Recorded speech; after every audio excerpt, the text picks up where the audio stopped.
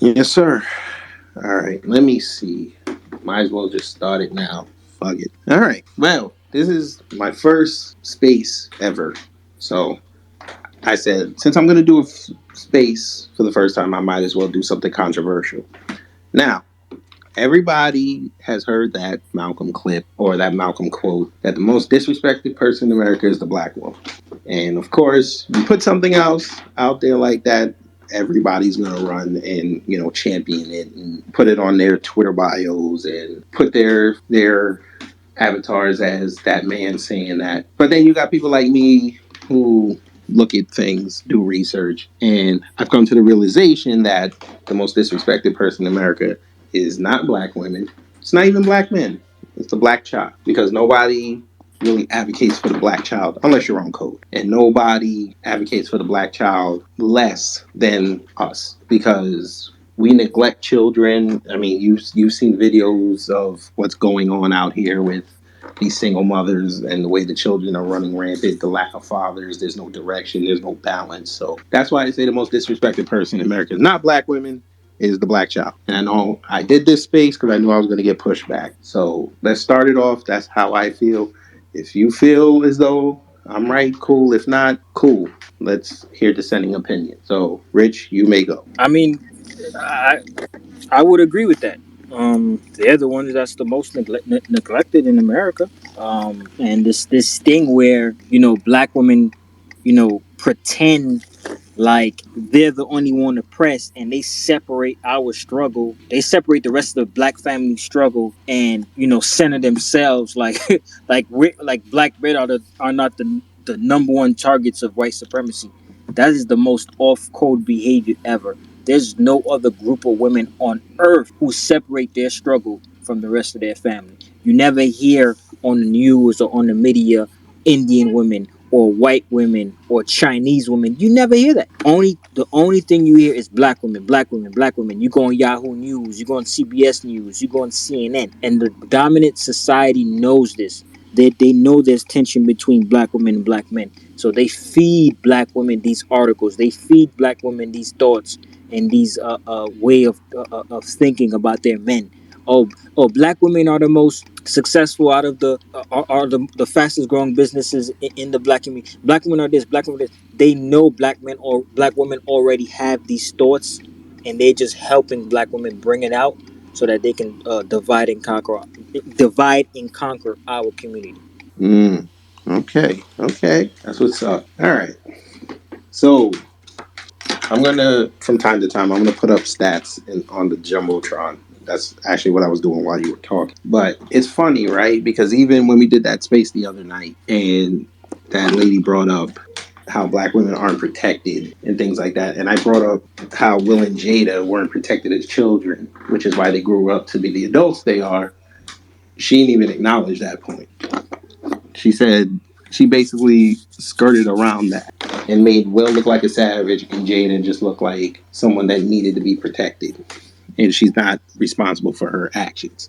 Remember, I had to ask her 3 times if black men are supposed to protect black women, what are black women supposed to do? I had to ask her 3 times just to get an answer out of her. Yeah. And even when we did get an answer out of her, I remember her saying, "Oh yeah, black men are supposed to exactly what Will Smith do. Exactly what Will Smith did is exactly what black men are supposed to do." So basically, she was saying that that's all we're here for, just to commit violence. Yeah, we're just around just to smack the shit out of people, which I didn't get. So if we started slapping around black women at an alarming rate, I don't think she would be having that same sentiment. And this is what I love about this situation, because it brings out all the simps, all the dudes that be committing crimes, that be ready to put the paws on another black man. They reveal themselves when we speak about these conversations, because they're the first ones that say, "Yeah, if I was Will Smith, I would have done the same thing." And then you start asking them questions. Why would you do the same thing? What is the reason behind going on stage and doing that for? Oh, my girl, ain't nobody gonna disrespect my girl, son. I'm like, what disrespect? What? How did he disrespect it? It was a joke. Yeah. Well, people take jokes for realism nowadays. So when it is a joke, everybody's like, "Yo, you play too much." And now that I'm hearing, I heard that now they're asking kids because my mom texted me today and she said that they asked my little sister in her class how they felt about it. I'm like, what's there to feel about? Their kid. That's an adult situation. Move on. That's interesting how they ask the children about a black situation that's going on in the black community. I wonder when things like situations with Kyle Rittenhouse and all those white supremacists, do they ask them? Do they ask the children what they think? Only the woke teachers. Only them. But like I said, also that night. Well, I didn't actually mention that at night, but it's just funny that everybody's worrying about this. But like I said, we got all these black kids being trafficked again, and nobody's saying a word about it until it's like a black girl that disappears. Then everybody wants to get up in arms. But again, people don't care about the kids because they're just the consequence. Especially with our kids, they think, "Oh, you're probably here by accident, so your life doesn't matter as much." I mean, if we keep it all if we are keeping it all the way 100 tonight, I'm not gonna say all black women, but a good amount of black women actually hate the fact that they have children because they didn't even actually want the child in the first place. The child came in by accident, so they'll have a child and they won't even engage with that child because they're still trying to get back with the father of the child. I'm not saying that's all black women, but I ran into a couple black women who are like that. They don't care about their child. Yeah. So apparently, so I'm just gonna start putting up tweets of people saying what they said, and notice you put those first few words in, it's always a black woman. Nothing about the child. So it's like I said before, they don't care. I mean, you're letting your kids going on TikTok, and we already know how TikTok is a pedophile cesspool. But it's kids being kids. That's what they always tell us. It's kids being kids. Let kids live life until life kicks them in the ass, and then everybody screams. There's not enough being done to protect them. But that's your job as a parent, and especially with black parents. I mean, we have it hard because not only we have to teach them the three R's, we also have to teach them that the world's not going to like you. But if anybody wants to speak, raise your hand. You can weigh in on the situation, and make sure you push that plus button and get more people in here. Especially, I want to hear from the ladies. I had to hashtag divest Twitter and Black Twitter see if they come over here. I actually want to piss some swirlers off because I know they love running with that narrative. Malcolm's one of the good ones when it fits their narrative. That's what I've noticed about them. First, but they're above us, and we're the myth, and that's by design. That's why every time you look up, you keep hearing things about the strong, independent black woman, black girl magic. The black woman is the most educated person, and so on and so forth. So I feel like when they throw that quote out, it's not relevant today. It's actually being very dishonest. It's like you have to take what Malcolm said in context of his time. You can't just take a quote from any time and think it's going to be relevant in the same way because it's not. It's a different age. White supremacy constantly changes up tactics. The end goal is the same, but they do switch up tactics pretty frequently. And I'll land it there. I'm gonna step down though. yes, sir. Yes, sir. Uh, so again, I'm just going through these tweets under the most disrespected person, and it's funny. A whole bunch of them showed up right after that slap. So I guess you guys can take that information with you. And it's nothing but black women saying this. Everything's about the Oscars, and also swirlers are saying stuff. So we knew where this was going. But I see two ladies in here. I kind of want to hear the ladies' perspective on this. So I would ask any ladies in the room to please come up and let us know if you agree or disagree. And I'm not above begging. Okay, maybe I won't beg that much. Okay, they're not gonna come up. That's not cool. But anyway, let's continue. Oh, I might be wrong. Okay, let's see. Vana, you go ahead. Good. How are you? Yes, ma'am. Okay, so do I agree with the title? Yes, I agree with the title. Yes, ma'am. Can you let us know why? Nino, I think Nino spoke on it pretty well. I think people are seeing that or trying to say that the man is the most disrespected because maybe of physical strength.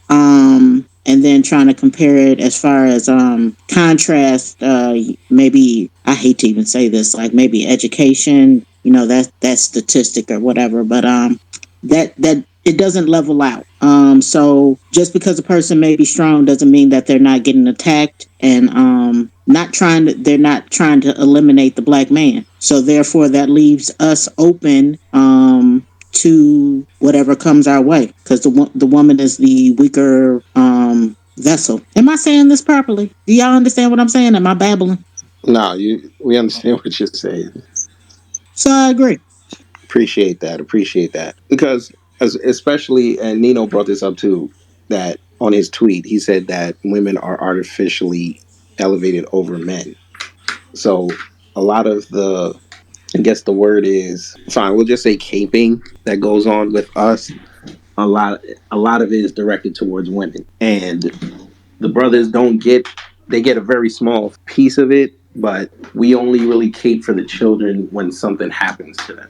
Like very rarely you'll see like just posts saying, you know what, black children are awesome. Just as a broad group. Like it's either theirs or they or somebody they know. But by and large we don't really say, you know what, we're glad that our children are black because they have the ability to do all these amazing things and we don't say it enough. So is this the topics in regard to the whole situation with the slap Sunday? Well, I we had done a room, Rich and I and other people. We did a room Monday night.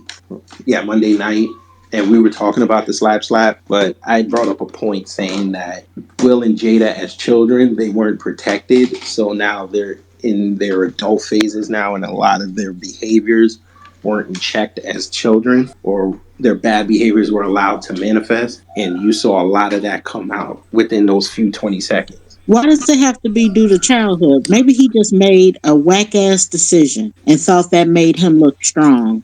Well, And I don't know what this bullshit is about protecting black women. There was nothing that was said that needed that type of behavior to happen. Nothing that the joke wasn't. He didn't say anything specifically about her health where she was disrespected. He didn't say anything vile. He just made a jokey joke. mhm.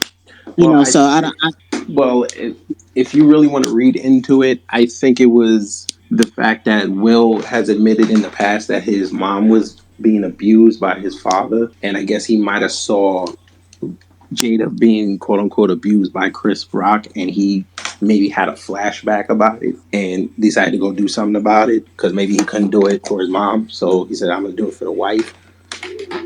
But this is just going on speculation that if you think it was real. I was about to say, Creed Gravity, you done jumped off the deep end. I'm about to go down the listener. I don't know.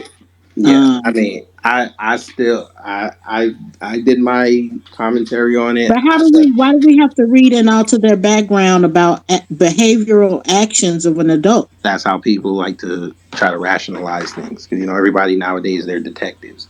He was out of order. That's my view about it. There's plenty of things to protect black women over. That a joke and something that wasn't. He didn't say anything super vile. That just wasn't it to me. Yeah, I feel And if you you on want that. to put your life on the line for dumb shit like that, good luck to you, because people need to toughen up.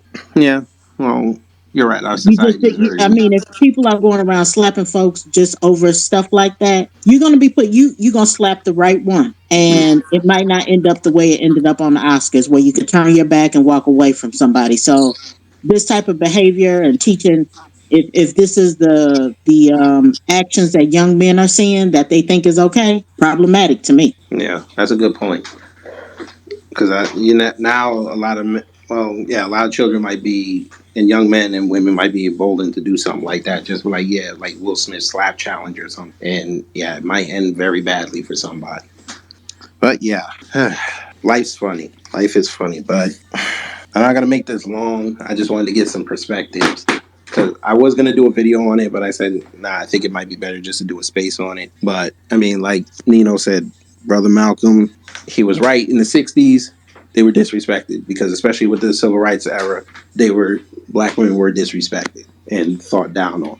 But now we're here 60 years later, and they basically have the keys to the kingdom with black men and black children on the outside. So, especially the children, because the children were told, "Hey, this is grown folks' business." Let's see. Nikki, go ahead. So are you asking, because I'm just multitasking? I apologize. Hello, everybody. Are you asking if I Hello. feel that Black women are unprotected? Is that what you're asking? No, what I'm asking is we always see that Malcolm quote, the most disrespected person in America is a black woman. And I kind of push back on that and I say it's the black child because they really don't have a voice. When it comes to Black people, I think we should just be Black first, because we're disrespected because we're Black. I don't even think that it should be separated on gender. And yeah, the children are too. Because children are hated from birth, and a lot of Black children are stopped from being born. But I feel that as one lineage, one race of people, we deal with fighting against Latino people, Asian people, the LGBTQ.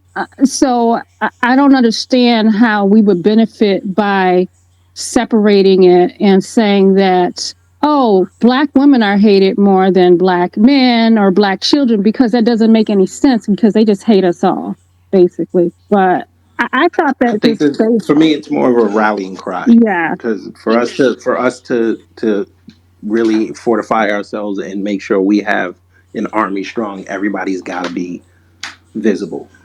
I And have a I question. don't think a lot, and I don't think to me personally, I don't think black children are put in the front, standing with us. It's like an afterthought, I have a and quick especially question. what's going on in these schools and things like that. Our children are under attack more than ever before because they're trying to groom them to make them these robots that are willing to accept anything. And we know what happens when you have someone that accepts everything. They're not going to stand for anything. And we don't need the black race to be diluted for the next few generations to the point where we don't have an identity anymore. We're just like regular people because that's what they really want to do because they understand that we are unique people. I agree. I feel like we have to sacrifice, even though children are cute and adorable.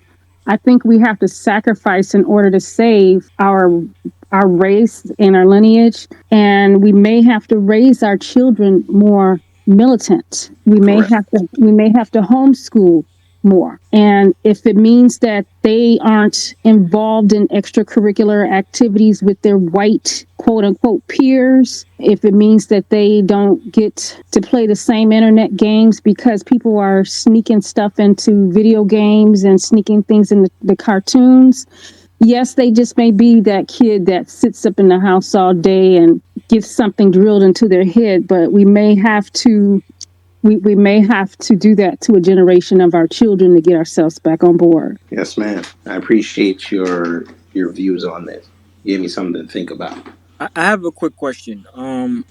When black women use that quote from Malcolm X, who do you think, and this anybody can answer this question, who do you think they're referring to as far as the disrespect? Who do you think they're saying is disrespect? Who do I think, or who do anybody in here think? I think it's some bullshit. First of all, No, what I'm saying is like who do you when they retweet that black women are the most disrespected women in America, who do you think black women are saying are disrespecting them? the black women who have the nerve to say that have been programmed to think that it's the black man. But if black women are really being disrespected, they're being disrespected by those white men who fetishize. I can't say that word. Who treat them like fetishes. Fetishize.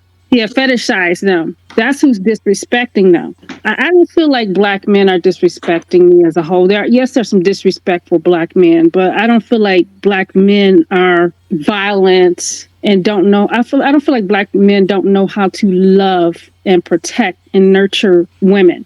That's just something that's being made up by white supremacist society, because But black men are basically being killed, basically being taken off the earth in different ways, like with jail, and the LGBTQ society. So I think different different things are put out about them to make them look like they are like this Will Smith slap. I may not agree. Like I really, honestly, I cannot stand Jada Pinkett. I cannot stand her. I can see straight through some of the things that she does, but I don't like the picture that they're trying to paint about Will Smith. Well, well, I don't well, think well. that's him. That's interesting because if black women are saying that black men disrespect them the most in America, and they're taking this quote and they're retweeting it, then my second question is who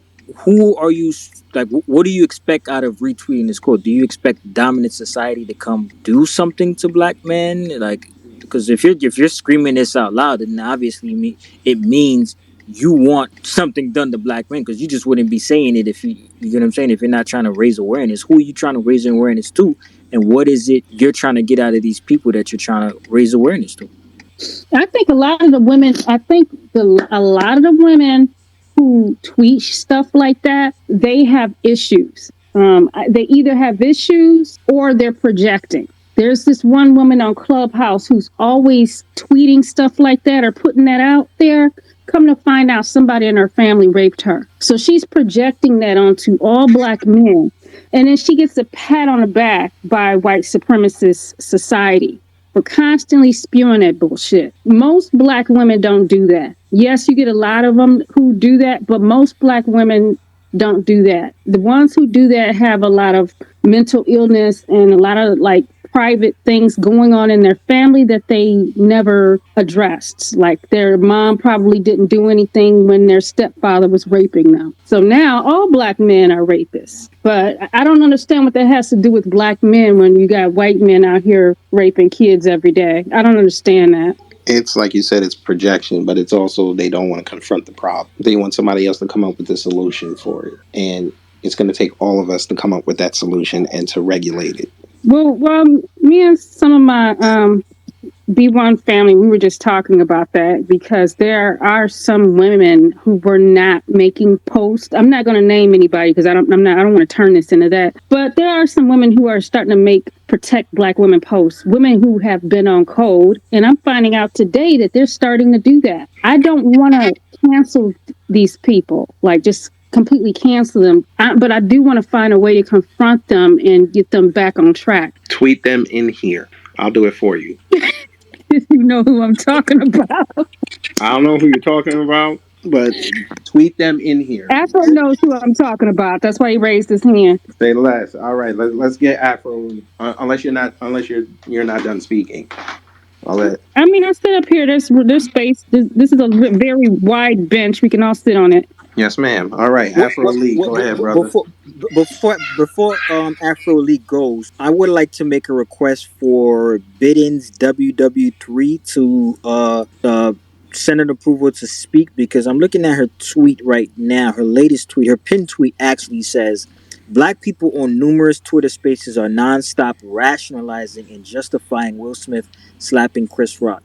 Not all, but way too many. And you wonder why the prisons are filled with black males if these are their norms, especially among the single moms who are raising these men." So I wanted her to clarify that tweet when she gets a chance. But Black Afro, you can go. Yeah. I would like to learn how she, if she can come up here and educate me and teach me, what she knows. I would love for you to come up here so we can talk. So we can talk about that. Could you please come up? You can actually send her a request if you go to her profile. I already did it. Okay. All right. But go ahead. I'm gonna make this quick so we can get to some other speakers. Unfortunately, and like Professor Black Truth says, white supremacy is sophisticated, and they plan ahead. They think ahead. So what they do is they understand that due to our conditioning, due to the conditions that we live in, due to white supremacy that stems from white supremacy, they understand that a lot of black children, black boys and girls, will grow up with trauma in the household. When they disrupt the family, when they remove the fathers, when they make the family poor and the lights can barely stay on, when they do things like that, that disrupts the family, and that opens a window or a door for evilness to leak inside the home. Now, of course, we all know this is not exclusive with black families, but what they do exclusively with black families is that they highlight this.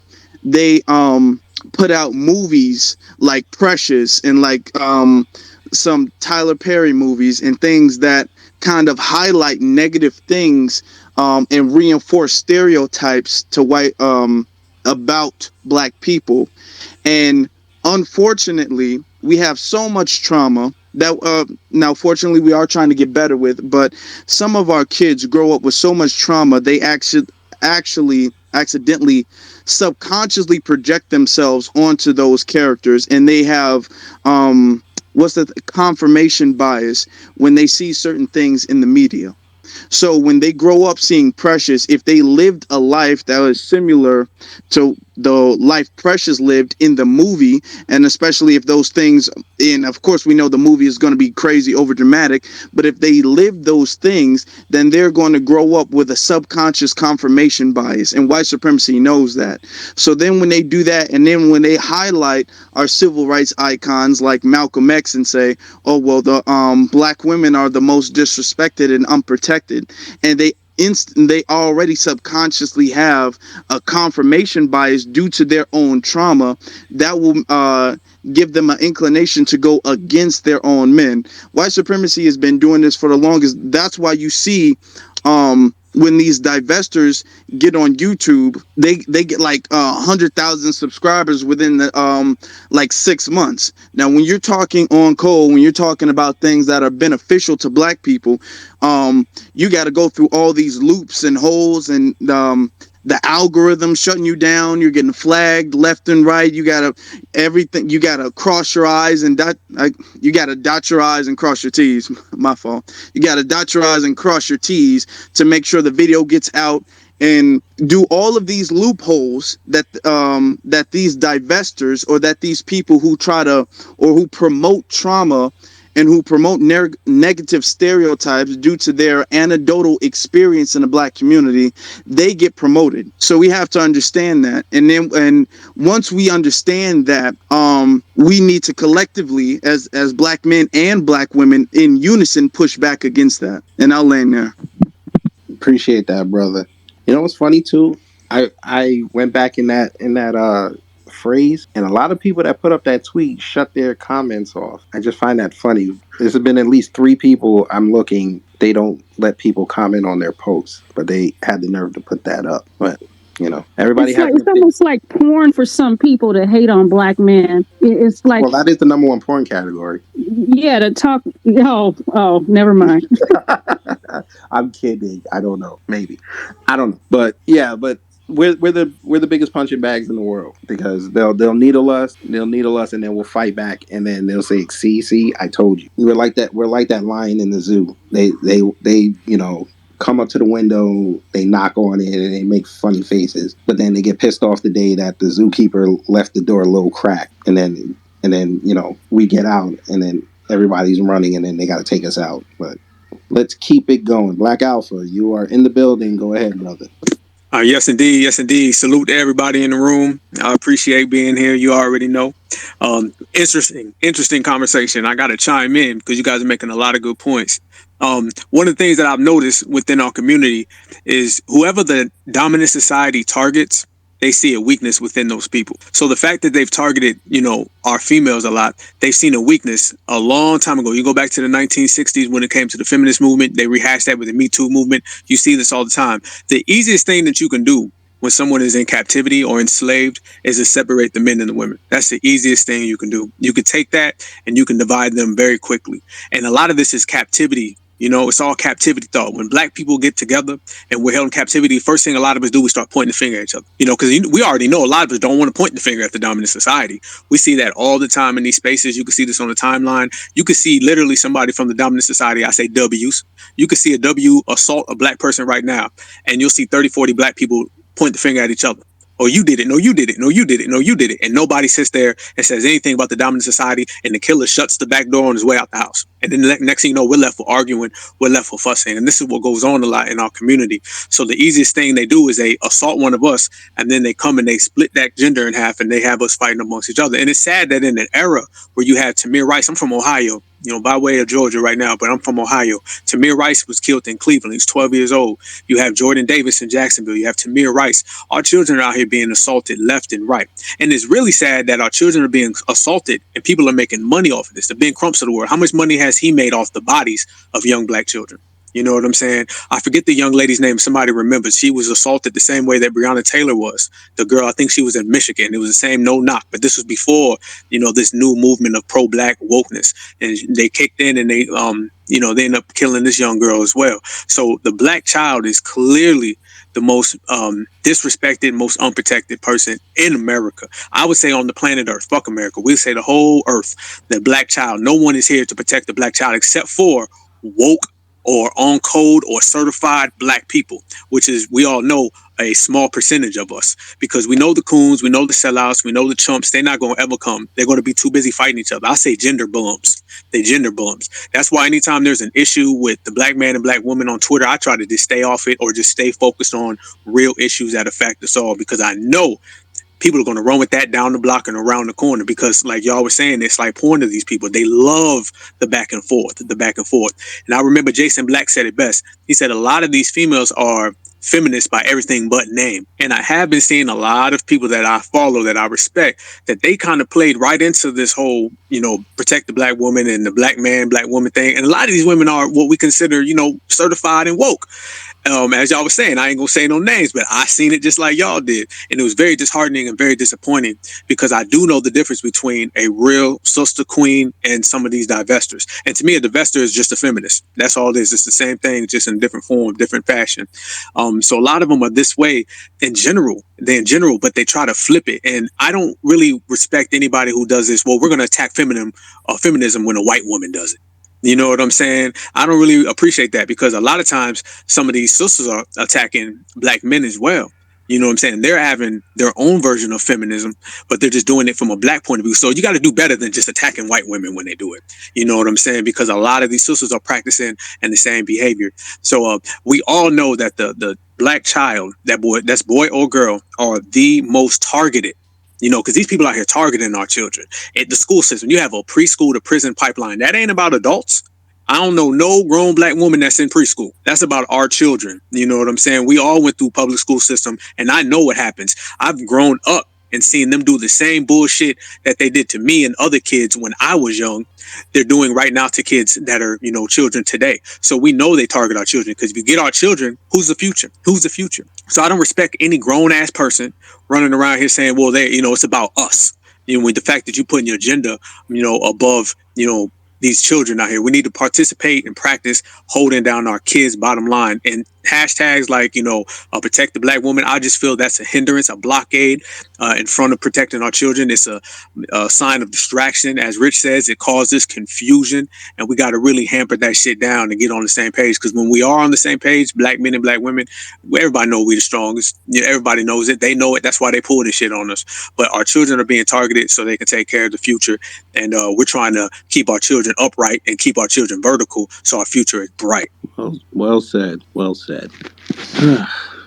Yeah, like I said before, that the school system, that's like target number one, because they know a lot of black parents they're not active in schools and knowing what's going on in the schools. So they basically have carte blanche to, lack of a better word, indoctrinate our children and shape them to how they want. And then we as parents, and the parents before us, have to deal with kids who don't really identify and understand what it means to be black and what it means to be a black child, because again, that's a very unique experience. They go around thinking that they're just like everybody else until life hits them in the face, and then they look at us just like some of us looked at our parents and said, why didn't you show me this? Why didn't you tell me about that experience? Why are you trying to hide it from me? And I think for us, that's a necessary life lesson that we all have to go through. I think we'd be better people for it. If you're wondering where to start when it comes to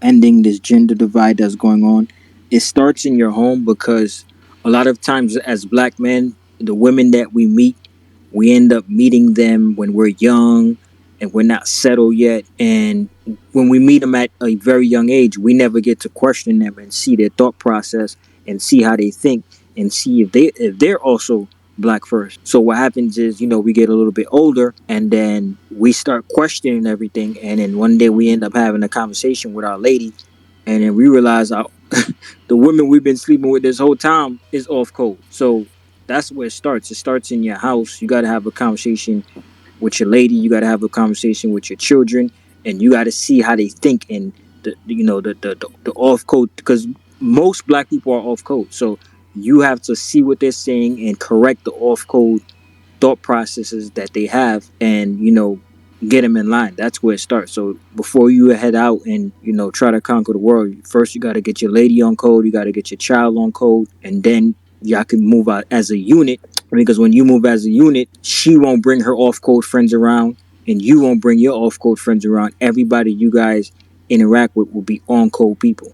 Afro's on you. Okay, thank you for that. One thing I have to say too is we do have to watch these kind of like pro-black sleeper agents, the ones who claim to be pro-black in the beginning, just so they can get in the room or get in the door, and then next thing you know, they're kind of trying to crowbar another agenda in there too, saying that this is like a new form of pro-black. For instance, Tamika Mallory. I remember when Tamika Mallory first came on the scene, everybody was giving hella big props to Tamika Mallory. Everybody was all like, "Oh my gosh, she's such a great voice and a great activist," and they were giving her all the props. And now, I'm the type of person who will give credit where credit is due. I don't care who it's from, but I saw like anytime, and this is just me personally, anytime a black person just comes up out of nowhere, and next thing you know, that person is getting hella coverage. Everybody's talking about them, and this person just came out of nowhere.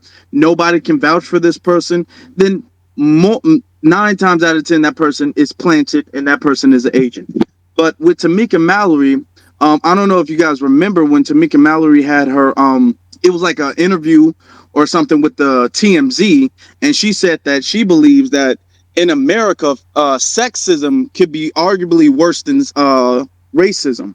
So you have women like her who come in and they talk about pro-black, and she started talking about how police was murdering black people, black children, black men, black women. So she got in the door that way, and then next thing you know, she tried to crowbar the okay, well, we got to vote for Joe Biden. Okay, well, what about black feminism? She kind of crowbarred other agendas.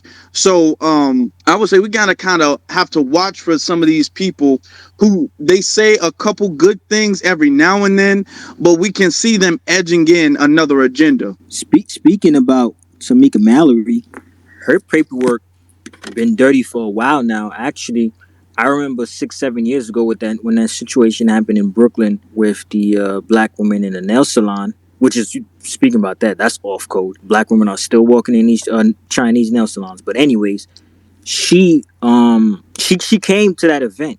Well, not event, but she came to that in front of that store while we were protesting, and her and my son, you know how they do, they crowbar whatever they're doing, and they stole the attention, and they was talking and doing whatever they was doing. But long story short, our brother, his name is Q Butter. I don't know if you guys are familiar with him, but Yeah, I know too about it.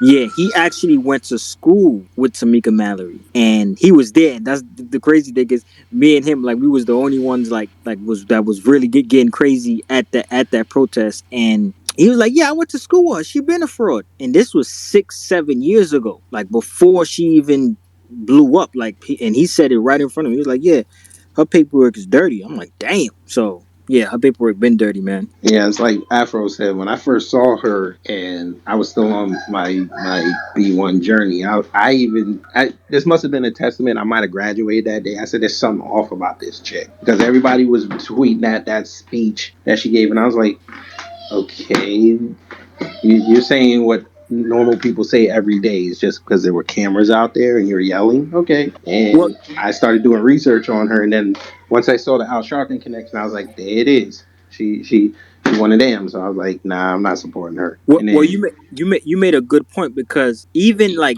ever since, like, even before I had an issue with her or I felt the way about her, I always wondered, why is a black woman trying to center herself in a situation that she shouldn't be trying to center herself in? Like this, when it comes to white supremacy, black men need to be on the forefront, not black women. Like, because when the smoke starts, black women ain't gonna be in the front. It's gonna be black men. So I always wondered why, as a woman, she always wanted to be in front, in front, in front. That doesn't make any sense to me. What black woman want to be in front when there's a war going on? because the money is right, they love. I'm sorry, ladies. I'm gonna say it. I still love y'all. Be one over everyone, but they love it when y'all yell. They think a black woman yelling is power. A black man merely existing and showing how his strength is on code, his mindset is on code. Even though that's a threat, they know they can minimalize it. But when they see y'all outside on the front lines yelling and holding up your signs and pushing police and smacking around feminists, they know they can make money off of that. And they threw a bag at that chick, multiple bags at that chick, and she compromised herself because her inner being said, nah, this is what we gonna get this bag. And her facade was trying very, very hard to say, nah, we gotta keep up this grift as long as we can before we get exposed. I wanna retire before I find out. But again, those bags were way too much for her to turn down. And she kind of exposed herself when she went on the Breakfast Club and said Rock Nation was paying her to go outside. So, like you said, her paperwork was dirty, but after that day, a lot of people started jumping off her bandwagon. And we were like, oh, so you're just a liberal Candace Owens. Great. But Black Alpha and then Cannon to go. For sure. Hey man, we got to be serious now. Let's address something. This is the billion-pound elephant in the room. A lot of these, people like Tamika Mallory, um, they're really deep down inside, I want to be a Karen's. That's exactly what they are. They deep down inside want to be a Karen. They deep down inside want to have Zaddy. And if you cannot have a Zaddy, you become it's either you get a Zaddy and you bitter and jealous, or your ass has a Zaddy and you bitter and jealous. But deep down inside, they want to be Zaddy. They want to be treated, or they want to be Karen. They want to be treated just like these princesses and these angels that they see. They want to be Snow White. They grow up in the same society that we all grow up in. They watch that television, and a lot of them grow up wanting to be white women. Period. How do you know this? Is because a lot of the things that they say about black men are basically, why don't y'all treat me like the white man treat his woman? Matter of fact, didn't a woman just say that to us the other day on the other space? If I'm not mistaken, I'm pretty sure she did. This is the same exact thing. You start hearing them regurgitate a bunch of talking points that they believe that Karens do. I always tell people, don't let the dominant society fool you. They'll put out this image of this happy relationship and this goddamn knight in shining armor, but we all know when them doors get closed, the real life that they're living. And a lot of black people have this notion and this belief that the dominant society are in these perfect relationships and their men are all princes and their women are all princesses and kings and queens. And we all know that's bullshit. But black folks see that imagery and then they start to chase it. And then when people cannot chase it, and every time you think you're going to get his zaddy, his ass get away from you. And every time you think you're going to be accepted like Karen, Karen get away from you. You turn around to the black man and you start blaming him for it. So it's not necessarily what the black man is doing. It's necessarily about them not being able to be the Karen that they grew up wanting to be. They want to be Snow White. Straight up. They want to be Snow White every day and twice on Sundays. But when they cannot be Snow White, they start blaming brothers. Why don't you treat me like this? Why don't you treat me like that? And a lot of these people around here, they'll tell you all day long that they down with brothers and this, that, and the other thing. But if Chris Pratt come calling or fuck, it ain't got to be Chris Pratt. You know what I'm saying? It could be the bummest W man that you see. Their asses is out the door. Out the door. And I blame a lot of the pro-black folks from the 90s. And the reason why I blame a lot of them, there used to be this notion that the black man was out here with all them white women's and he was disloyal and leaving the household. And in reality, a lot of sisters would have did the same things, just the white man didn't come call. That's the thing. Black folks in interracial relationships, let's get it right, they don't run shit, okay? The dominant society picks black people, all right? They pick them. A black person can have their motherfucking hand up all day long and saying, come to me. The dominant society controls interracial relationships. They control who's wearing the pants. They control how the relationship's going to go. Van Jones ain't going to come home and yell at his wife. She going to yell at his ass and he going to do what the fuck she tell him to. Period. And it's vice versa. The same thing with these zaddies and with these divestors. They are controlled by the dominant society. So a lot of sisters in the 90s had their hands up and Zaddy never came calling. He never came. He never fucking came calling.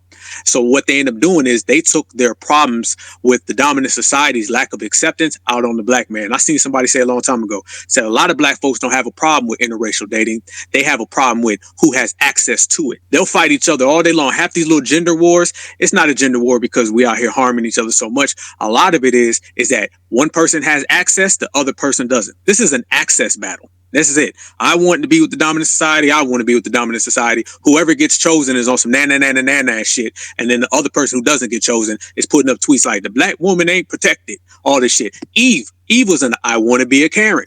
She becomes a white supremacist retiree. When she's younger, she's with Stevie J and all these, I like them thugged out, bugged out, all that shit. But when she get older, she's with some fucking dominant society, fucking billionaire or millionaire fucking W in England. She's a complete role reversal. Literally, her diction has changed. How she speaks, her words have changed. She doesn't even have the same, fluctuation when she talks. She was an I want to be a Karen, as Afro Elite was saying, the sleeper agent.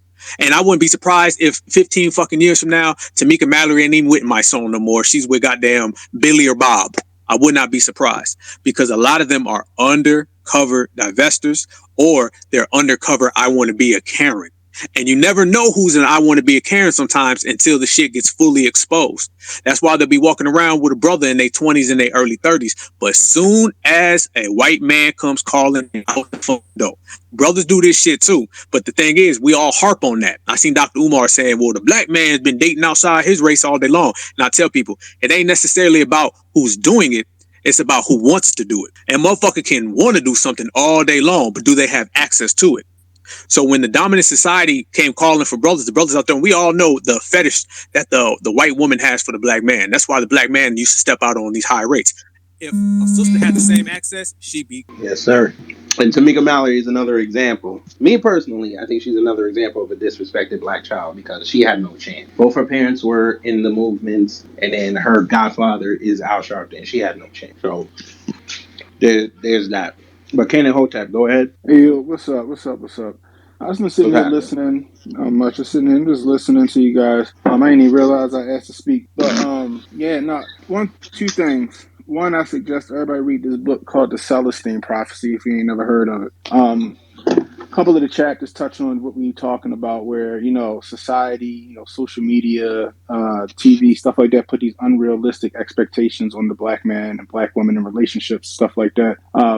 Where it's hard to maintain these like I said, unrealistic expectations. You have like the gentleman that was just speaking before, uh, you see people like Eve and you name a person where they're talking this pro black stuff, but then when you turn around, they married to the to another to another race. You got Kamala Harris, people like that. It's just what it is. It's like he said. It's once their status go up, that's when their options open and they can do such things. You know what I mean? I get what he's saying, but like I said, I blame like social media, the media, stuff like that. They put the stuff and they drill it so much in TV, movies, stuff like that. That they make you feel like, oh well, that's what I need to do to get ahead. You know what I mean? It's subliminal. It's an unconscious thing, in my opinion. You know what I mean? But I really appreciate this the spaces. I'm learning a lot right now. Yes, You, sir. you, Appreciate that.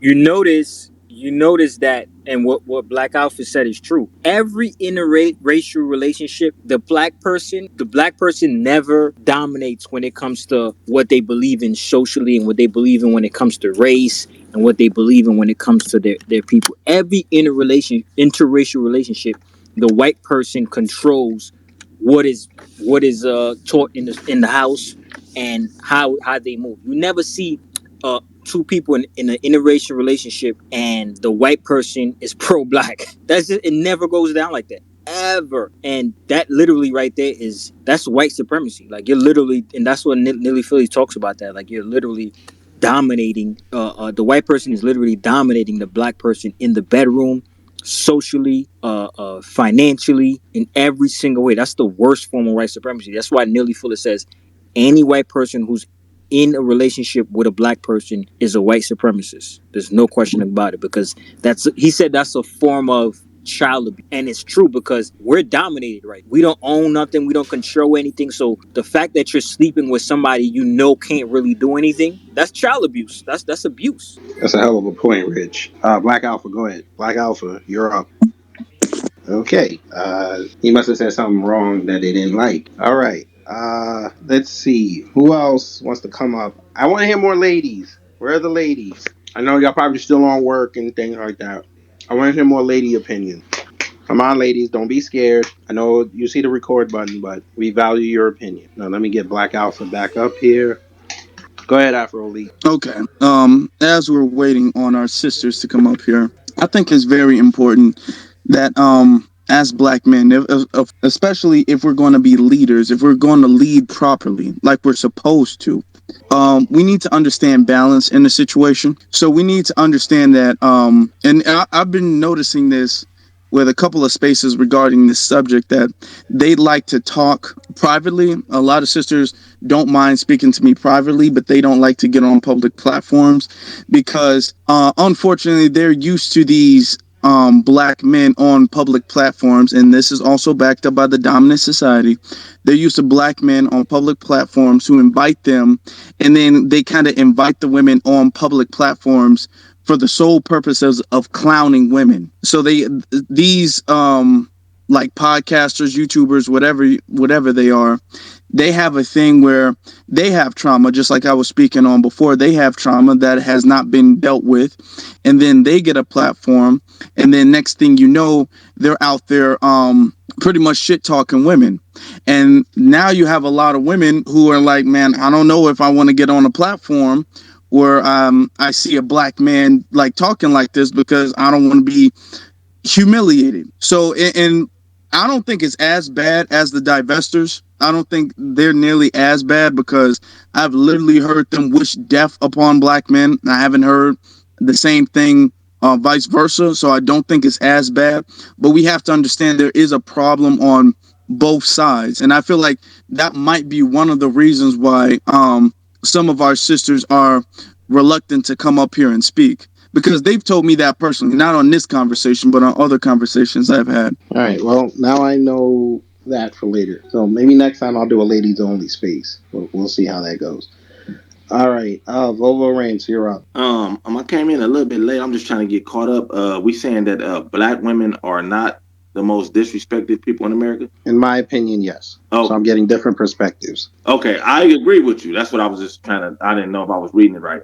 Yeah, I agree with you, man. I mean, in my opinion, black women are protected. Like if a black woman decides to go out here, any woman really decides to go out here and get pregnant by a random guy, she gets the choice if to have an abortion or not to have an abortion. The man don't have any say in it. If she want to keep the baby, she gets food stamps, she gets housing, she get to take this guy to child support. You know what I mean? She can right now she can say whatever she wants. She can dress however she wants, and she can go outside and with lingerie on. Literally, they're walking around in lingerie, and you can't say, "Sus, that ain't really a good look right there." You can't, that ain't really a good look. You woman bashing and you doing all this. They got stuff now talking about slut shaming and whore bashing, and it's like they can do whatever they want. You know what I'm saying? Like nobody can check them at this point. And I feel like we going the wrong way if we can't correct our women. But that's just the society that we living in. Is someone talking? I can't.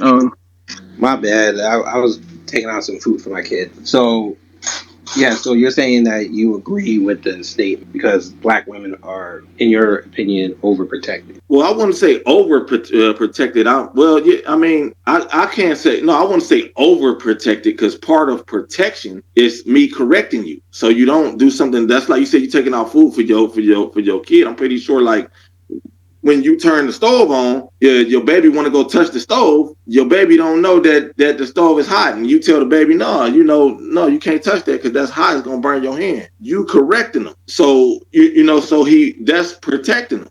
Right now, we can't even correct our black women. We can't tell them nothing unless you gay or you hate your mother or somebody must really hurt you or you don't like your kids, all types of crazy stuff. I'm like, well, sis, I'm telling you, like I told a chick a couple years ago, I stopped doing it. Now I'm like, sis, that ain't really like a good look. She literally in Walgreens with some panties on. I mean, like literally, this is panties. She basically naked.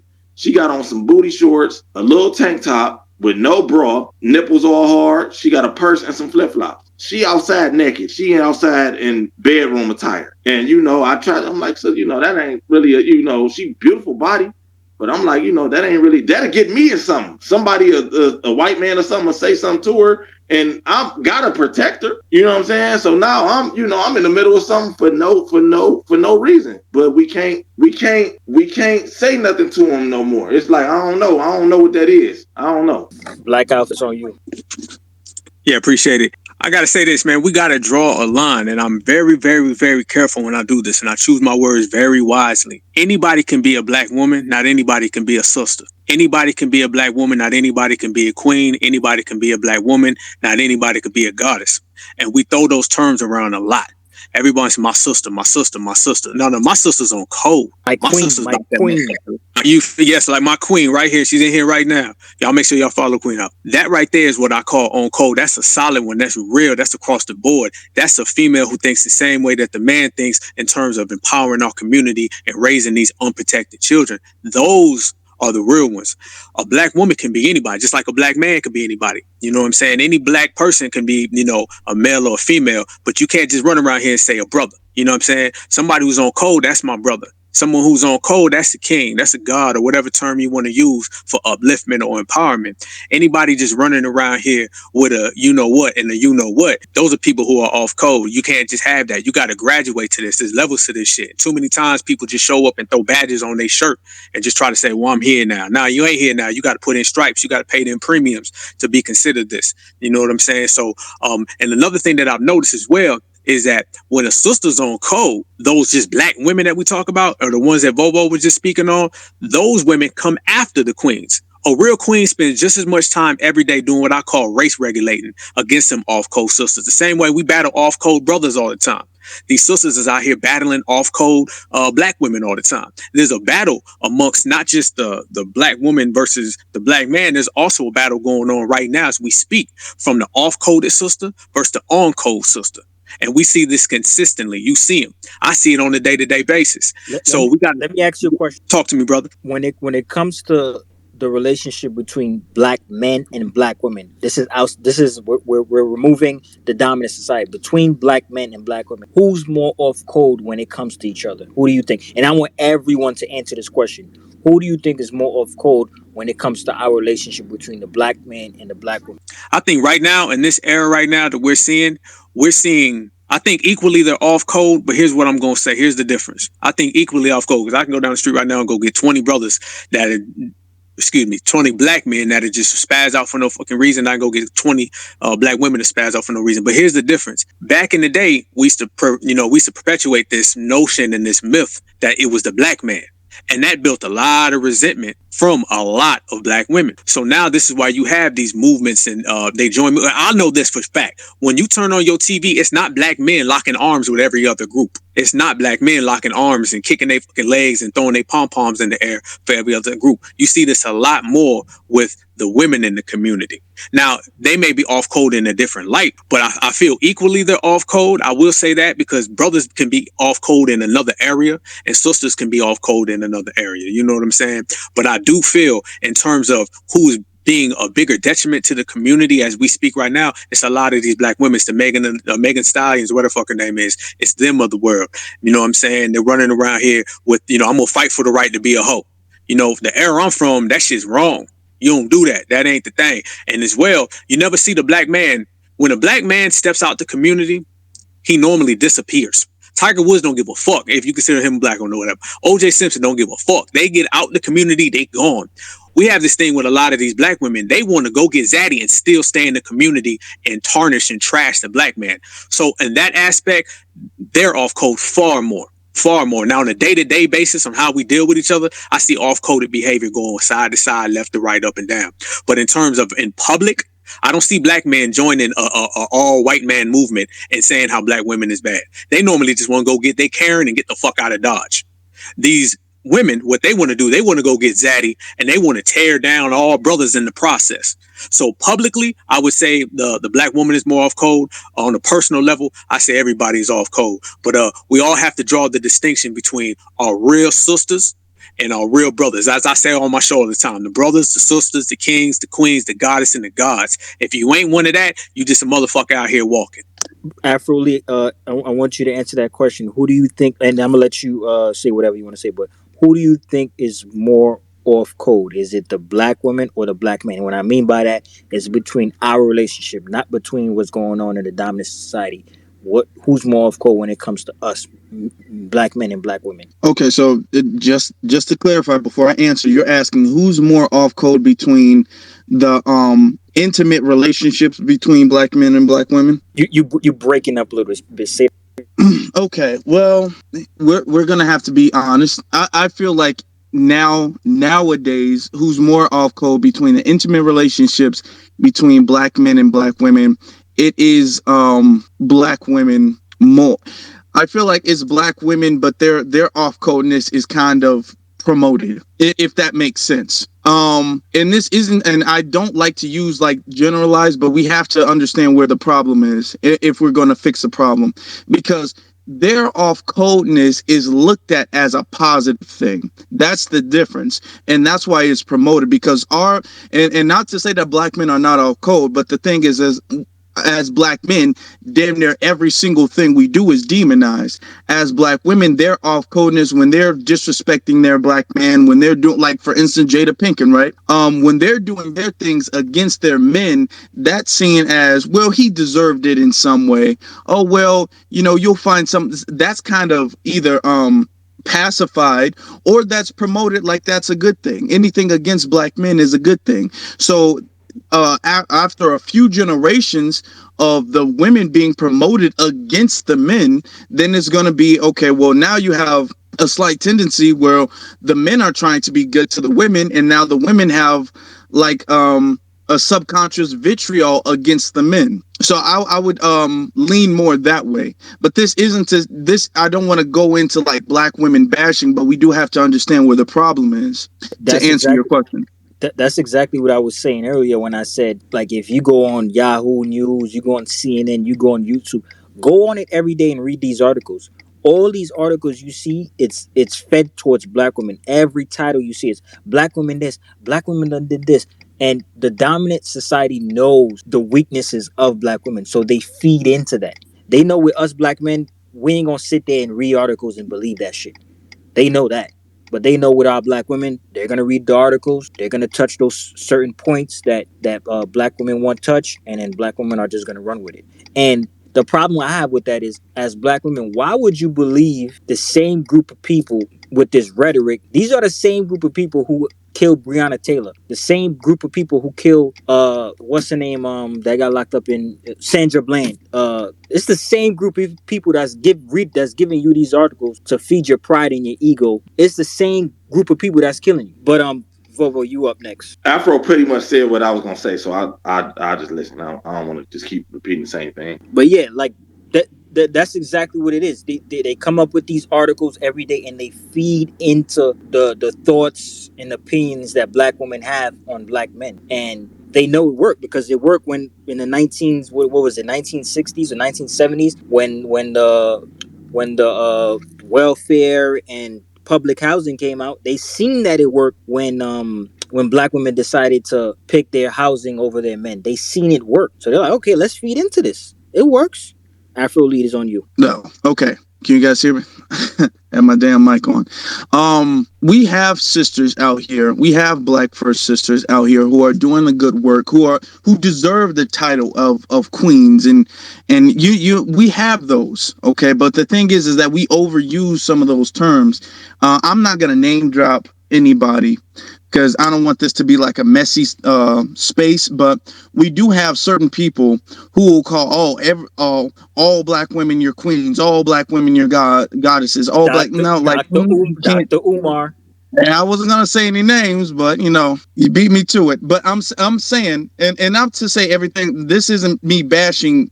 This is just me correcting that. I would say, because like Black Alpha said, we have to separate, because all black males are not black brothers. All black males do not become strong black men. All black females do not become powerful black women. Like you had Sister Shahrazad Ali. Okay, a much respected sister. Okay, and you had that then and you have that now, but the issue is now is that those women who push against the dominant society, who push against white supremacy, they get so much pushback, and I was saying this in my other space, they get so much pushback, just like Shahzad Ali got a lot of pushback in her time, is that now they're like, damn, I don't want to, I don't have the energy to fight an army by myself, so to speak. And and I'm saying that because I've seen it to a degree. So that's why we need everybody to kind of be brave and take a step forward and say, especially the sisters, as far as the Shahzad Ali thing, because they come from an angle that a male just can't come from. So when they come with that angle and we promote them, like Black Alpha was saying, we just gotta highlight the ones who are on code. We just gotta instead of highlighting all the women and trying to teach all the women, we have to understand that some of our people just not gonna make it. Some of our people are done, and that's unfortunate. It really is, and I don't want it to be that situation. But in order to fix the future majority, we're gonna have to highlight the ones who are actually doing something, and we're gonna have to make it easier for them. Okay, so when I see a black woman who is pushing against like this quote unquote womanist, feminist, whatever word they come up with, when I see a black woman who's being B1 and who's pushing against that agenda, I try my best to, okay, well, let me subscribe to your channel, let me like your videos, let me like help you in the algorithm, because your voice needs to be highlighted. And I feel like that's something that each and one of us can do.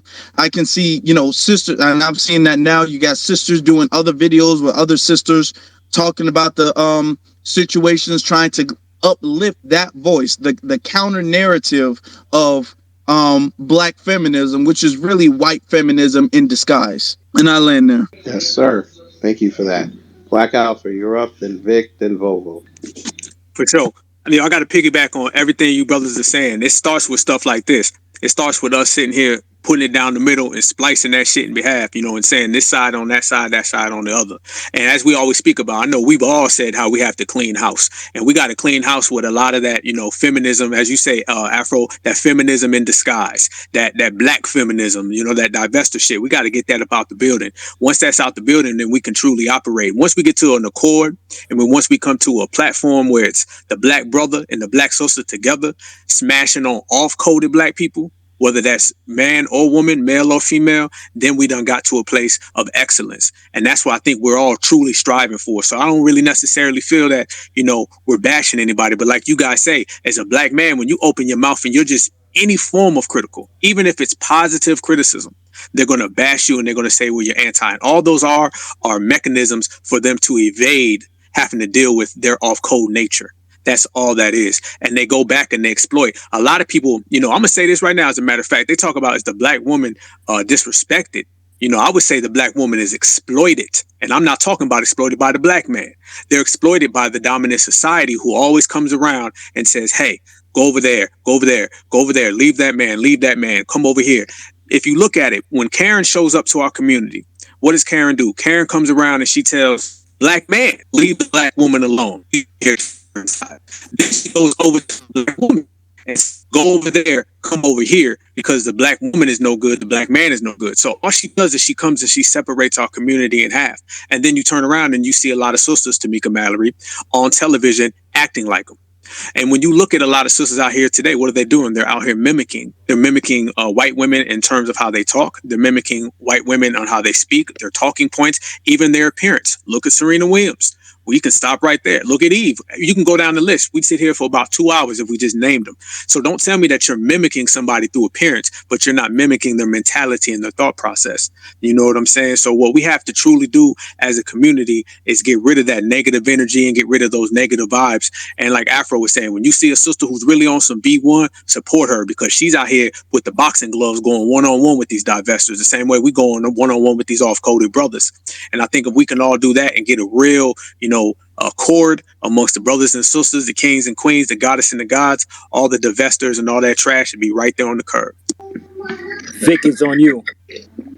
Vic, go ahead. Yeah, I 100% agree. White supremacy is not a male a system. It's a system that's operated by males, females. They pull our sisters in and they brainwash them and take them off of their B1 and show them, that they promote the life that they want them to promote to our community. And our kids is watching that, and our teenagers is watching that, and schools are going by, the Nicki Minaj's and things of that nature, and they're mimicking that, and that's destroying it. Also, sisters like brother Alpha mentioned Shahrazad Ali. I mean, your kids should know her. Your kids should know who these women are, and they should read their art, their literature. You have to teach our kids at home. Also, we can't let the school do 100% of that, and we can't let the TV do 100% of that.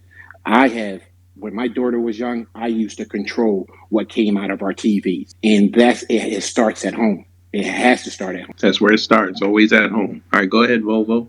I'm gonna let the young lady go right there. I'm interested in what she got to say. She the first woman to come up, so I want to hear what she got to say. Go ahead, baby. Are you talking about me? Yes, ma'am. Yes, ma'am. Okay. I enjoy listening to you guys, and I learn a lot. I'm in my 60s now, but I totally agree with everything that's being said, because back in the day in my 20s, I was headstrong. You couldn't tell me nothing. I thought I knew everything. So then I started paying attention to the older females in church, and they always referred to their husbands. They always referred to their husbands, and I would be like, well, maybe there's something to this. Maybe I need to just slow my roll and really start paying attention to what's really going on. And we don't know everything, and we do need to take instruction. And that's basically what I learned in church, that I don't know everything. I don't, and I learned that from my mom too. And and all my elders, they're like married. There's something to that. I didn't get married until I was 49. So my husband used to say, oh, can you just listen? Like, and I wasn't in that mode. I had to get in that mode of, he's my partner. I need to listen sometimes and slow my roll. So yeah, he's not your partner. He's your leader. Well, yeah, and it's like, sometimes we just have to step back and listen, and I'll leave it like that. I need more ladies up here. The ladies are spitting some real game right here, and I appreciate the older perspective, because a lot of so I know that We Rock saw the start of what we're going through. Locking arms with the white feminists, and then the white feminists say, "Yay, we got over. Man, they're letting us work, and we don't have to be home anymore. We don't have to get dragged by our hair and take slaps when we don't do something. But guess what? We're gonna go right back home, because now we have a paycheck that we can bring into the house." And the black feminists still stood out there and said they hate us and all men. And now they taught it to the generations coming behind them, and now we're still dealing with it in 2022, and the white feminists get to yell, but then they have their husbands and boyfriends backing them up. We can't do without you guys, and some of us don't understand that we cannot do without you, and that's what some of us are missing. We Rock, what you need to be doing, sister, is grabbing these young black women up and getting them on code, because I'm seeing young black women nowadays, 15, 16 years old. They got makeup on, they got eyelashes on, they smoking weed, they got tattoos all over their body. Like, what is going on? 15, 16 years old, they in these stores, they do it because they can. They do it because they can, and nobody that they want to listen to will stop. They don't stop to listen, and so that's why they just carry on. And that's not on the black men, because the black men, we're not responsible for cultivating black women. That's the young black women. That's the black woman's job. Your job is to cultivate the new generation of black That's how women. we were taught in church. Exactly. To talk to the younger women. Catch them before they go into church. Yeah, you do have to get them when they're younger, because they just really do not. They think you're old. They don't want to listen to you. They think you're out of touch. They just don't. they don't value what you're telling them because they don't see the what's ahead for them. They just see the right now. Yes, ma'am. Vovo, you're up, and then brother. Is my phone? Can you hear me? Yes, sir. Okay, let me say this, right? At this point, right, gotta be honest. We got an off-code culture, period. Like that's part of our culture. You know what I'm saying? Like it's part of our culture. What we doing now is trying to correct it because we can see that we're not going the right way. This can't keep continuing going on. It just can't. It ain't gonna work. Like it's a part of our culture. We gotta be honest. We got a single mother problem. We got a fuck these hoes problem. You know what I mean? We got a bitches ain't shit problem. We got a right now we got a problem that's so silly. There it ain't nothing wrong with being a prostitute. That's got to be what type of culture can survive with that? To where they champion being a prostitute, being a single mother. What type of culture that ain't gonna work? And a lot like y'all said, you got to get them young. With the black women, you got to get them young. Because if it's any women in here that can hear my voice, right? Your best time to find a husband is when you young. That's your best opportunity to find a husband is when you young. I'm sorry, that's the way it is. Every woman look her best when she's young. When she's young, when she's smiling and when she's happy. Don't nobody want to catch you at 35, 40. I mean, you might be able to catch a husband, don't get me wrong, but don't nobody really want to deal with you when you're 35, 40 and you bitter now and you know what I'm saying? You done made some mistakes. You might got 2 kids by 2 different dudes, or 3 kids, 3 different dudes, or 1 kid, three. Like that ain't when ain't nobody look checking for you then. So it's gonna be harder. Once you hit the wall. That's just me being honest. So yeah, it's best to correct yourself when you younger. To be this when I'm gonna say between the ages of 18 to 26. That's when a woman need to be trying to find her a husband and settle down. That's when you most fertile. That's when you got the best package to offer a man. And we need to take it back to the old school. You used to couldn't marry a man, no matter how old you was. It was an unwritten rule. You couldn't marry a man unless your father signed off on him. But now we got a single mother problem. We got a problem of men leaving the home and leaving their families. Your father had to, hey, what's your plans for my daughter? I want to know what you about to do with my baby because I'm her protector right now. I'm about to pass her to you. What type of man is you? Can you fight? Do you work?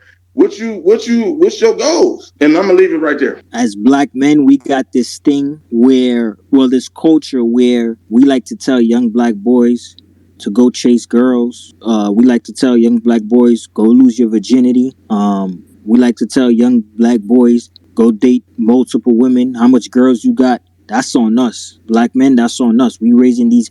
I remember when I was growing up, that's all the black men used to tell me. I was 12, 13 years old. They asking me, where the girls at? Why are you not pointing me towards where the money's at? Where the power's at, where the respect is at. As black men, that's on us. We be telling these young black boys where the girls at. Dude is 13 years old. You ask him where the girls at. So now when he's 15, 16 years old, he's gonna think that should be his main focus. In white society, they don't ask their young boys where the girls at. That's on us. Us telling our young boys to focus on women, to lie, that's another thing. As black men, we always tell our young black boys to lie to women. Don't tell them that you got another girlfriend.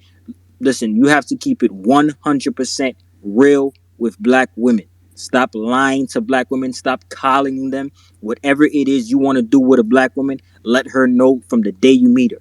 If you say you want to have another side chick, let her know so she can make that decision. Stop lying to them, telling them, oh, you're the only one I'm dating. Oh, this, that. No, keep it 100. Stop telling these young black boys to go focus on women. You know how much young black boys done lost their virginity at 14, 13 years old? What are you doing having sex at 14, 13 years old? That is sickening. And the only reason that happens because black men are telling these young black boys to go chase women. And I understand because it's a culture, and culture is passed down. And sometimes you don't realize that you're passing down culture that's bad. And this is why it's important as time goes by, evolution happens. You have to get better with what you're teaching in the culture. So the bad things that you've been taught, you got to leave it in the past, and then you got to come up with new things. So when you see a young black man, he's in junior high school, he's in high school, he's in elementary school, you got to ask him, Where the money at? Where's the power? Not where the woman at. At 14, 15, 16, 17 years old, you should not be having sex. You should not be focused on women. You should be focused on school, getting out of school, and starting your career. That's the only thing you should be focused on. And that's all I wanted to say. As black men, we have to stop doing that. Stop telling young black boys to lie to women. Stop telling young black boys to focus on women and not the most important things in life. Tell them focus on the damn trade. Focus on how to fix their bed in the morning. Focus on brushing their damn teeth properly. Focus I on got a better one for you. Learn how to pump some gas, my nigga. I'm tired of seeing niggas in the side in the passenger seat. exactly. Focus Niggas on don't even. It's 2022, and a lot of these black boys, and it's a lot of the last generation's fault too. These young boys don't even know how to change a flat tire. exactly. How you supposed to protect your woman and you can't change a flat tire? Exactly. Focus on how to do your damn laundry. Focus on how to iron a t-shirt. Focus on how to do a proper push-up. Don't focus on no damn woman. You can't even afford a woman at the age of 12, 13, 14 years old. What the hell are you doing asking the young boy about women? But I'm going to let somebody Bodega else go. picnics, my G. Rich, you know about the bodega picnics, dog. The who? Them bodega picnics. Exactly. Yep. You take $3 and buy mad snacks, and y'all go sit somewhere, eat a whole bunch of dilators and shit. But yeah, But anyway, we have to get rid of that culture, man. That culture, it's been in our community for far too long, and it's not us. It's the older generation. The older that's right. generation told us to focus on women and And money. things, and yeah, and things that don't matter. Yeah. We got some work for Generation AA, but brother, go ahead. Brother Mako, you're up. Go ahead, Black Alpha. Hey, yeah, hey, brother Rich, that was the best point I've heard all night. You as well, Kid Gravity. That right there is so on key. So on key. Black men and black women have to understand we're each other's counterparts. We each other's counterparts. You know what I mean? We both come from the same tree. So anytime there's an issue, a lot of it reflects upon each other. You know what I mean? One thing affects us all. All things affect every one of us. So a lot of things that, we can point to, sisters can point to towards us, and sometimes they may be different, but they come from the same core. They come from the same avenue, the same section. And I like that point you made, because a lot of brothers out here are off code. A lot of brothers are going in bad fucking directions the same way the sisters are. And we should be able to have these type of discourses without feelings getting involved. Black folks are too damn emotional. Too emotional. Leave the emotions at the door. You cannot be oppressed and get through your oppression by being a wimp and crying and being so fucking fussy. A lot of times, black folks, they have these conversations and it turns into some Kevin Samuel shit. And you got a lot of brothers that come in with they hurt feelings, and then a lot of sisters come in with they hurt feelings, and this shit turned into the fucking Jerry Springer show. You know what I'm saying? That's what Will Smith and Jada. Well, look at that shit. Will Smith went from laughing to fighting to crying in fucking 5 minutes. You know what I'm saying? What kind of shit is that?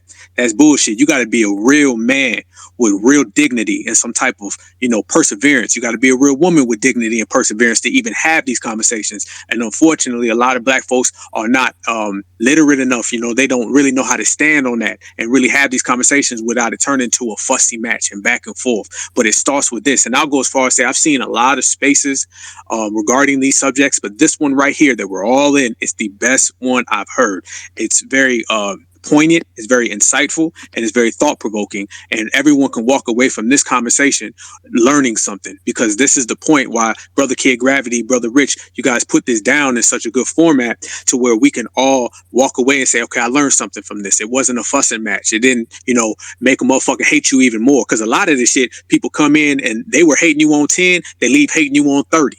Because it just turned into a bunch of emotional mess. So it all starts with brothers and sisters having these type of discourses where we can 1 minute, defend each other, and then the next minute we can criticize each other, but it's all from the kindness of our heart. It's like your family. Y'all know how it is with your family. If somebody, I can say anything I want to about my brother. Me and my brother right now can go at it. I can say whatever about my brother. You better not say it, because if you say it, I'm going to get in your ass. And that's how we got to approach the situation with our sisters. We can say what we want to say about our sisters who are on code, and we can criticize them good. Somebody from the other community better not, or they're going to get, they're going to get that business. I'm going to put it that way to be brief. And that's the type of loyalty that we got to have to each other. As a matter of fact, when that one guy was in our space the other day, we shut his ass down. He was in here talking about, Crouch the Tiger, Hidden Dragon, and we shut that shit down and let him know there will be no slander. And this is why we say a lot of these sisters have to do it, because they run from our community and they run to other communities and they critique us from afar. That is off code. The biggest off code thing you could ever do is to leave our community and run to the dominant society and bash us from over there. that type of shit has to be exiled immediately. So these spaces right here where we hold up, each other, and we put a mirror in front of all of each other and see our reflections, and then we have a conversation on how we can correct it. I love this type of shit, man. This is how it is, because we know one thing: the reason why they have us under siege, the reason why they try to exploit us, divide us, is because they know black love is the most dangerous thing on the planet. And we have to unfortunately fight the dominant society to maintain our black love. We got these tactics to fight our black, to maintain our black love, and we also have to fight, a lot of other black people to maintain black love. But as long as we, defeat all that and we stay strong, we're always going to be in the game. And this is why I honestly believe Neely Fuller. If you don't have his book, go get his book. That book that he wrote, I think that it literally solves our problem all over the world as black people. I think if we all got on code, all our problems will be solved. Please explain to me, if a black woman and a black man and a black child under one roof all follow the same code, all believe in the same thing. Please tell me what on earth could stop them. Think about that. A black man, a black woman, and a black child, and they all believe in the same thing. Please explain to me what could stop them. And since I'm talking about, living under one roof, that's another thing too. This is why there's so much dysfunction in a black household, is because number one, there's no agenda, and number two, if there isn't an agenda, every single person in the house has a different agenda, and that doesn't work. In every black household, there must be one agenda, and everybody must follow that agenda. They shouldn't Brother be. Rick, Go ahead. Yeah, go ahead. hey, let me chime in, because you on fire right now. I mean, you spitting good game. Hey, let me say this, and I say this to everybody listening, and this is completely piggyback off what you said. Look at it from the business world. I've seen businesses where it's just a black man, those businesses will go under. I've seen businesses when it's just a black woman, those businesses will go under. Anybody name me a time where you've seen a black man and black woman, man, wife, ever have a business that Go ahead, Black Alpha. That was my fault. all to the G. But yeah, anytime, I mean, you can look at it. I don't give a damn if you selling t-shirts, if you selling pies, you selling cookies, it don't matter. I've never in my life seen a mom and pops store. That's why you have the term mom and pops. I've seen just a black man business go down. I've seen just a black woman business go down. But I've never seen a black man and woman, husband and wife business ever go under. That's why we have the term mom and pops. You put up a mom and pop store in the neighborhood, and that shit will go on from the 1950s till today. And other businesses will come and go. Other businesses will go up and go right back down. But when a man and a woman is on the same code and the same agenda in the same household, that shit is undefeated. So that's why black love is so strong. And to, piggyback off what Brother Rich said, when you got all that under one roof, unstoppable. Exactly. That's think about. I want everyone in here to think about that. In your household right now, is everyone on the same agenda? And if they're not, think about the dysfunction that goes on. When you wake up in the morning, nobody says good morning to each other. Nobody fixes their bed. Nobody cleans their house. Nobody does the dishes. That's a family that doesn't have an agenda. When a family has an agenda, there's no confusion, there's no arguing, because there's one agenda and everybody believes and everybody adds to the agenda. That's how it's supposed to be. Everyone's supposed to believe in one agenda. The man has the agenda, everyone else adds to the agenda, adds to the code, and adds to it. That's exactly how it's supposed to be. Even the child, just because the child is young, you still need to let him know about the agenda. Like, hey, son, my agenda is to, build this business up to a six-figure business in 2 years.